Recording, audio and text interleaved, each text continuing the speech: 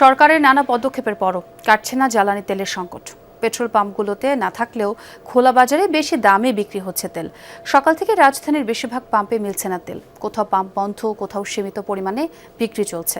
তেল পেতে দীর্ঘ লাইনে দাঁড়িয়ে থাকতে হচ্ছে মোটরসাইকেল ও প্রাইভেট কার চালকদের।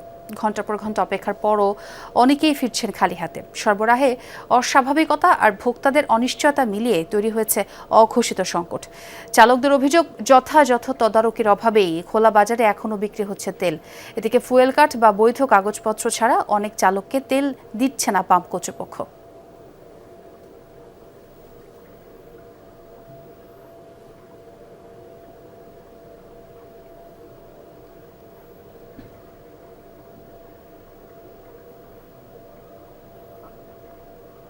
দর্শক, পাম্পগুলোর অবস্থা জানতে রাজধানীর নিকুঞ্জ আবাসিক এলাকা থেকে আমার সহকর্মী মশিউর অনিক আমাদের সঙ্গে যোগ দিয়েছেন।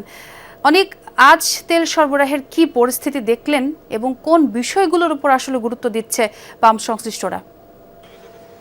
যেরকমটা আসলে আমরা বলছিলাম, আসলে কোন বিষয়গুলোর উপর গুরুত্ব দিচ্ছে আমি একটু দেখাতে চাই তেলের সংকটের অবস্থা এবং তার পরিস্থিতি। কিছুক্ষণ আগে, অর্থাৎ যেই মুহূর্তে আমি দাঁড়িয়েছি আপনার সঙ্গে কথা বলছিলাম, তখনও কিন্তু তেল সরবরাহ শুরু হয়নি। তবে এখন কিন্তু তেল সরবরাহ শুরু হয়েছে, অর্থাৎ যে রাস্তাটি ছিল, ব্যারিকেড দেওয়া রাস্তাটি ছিল, সেটি খুলে দেওয়া হয়েছে।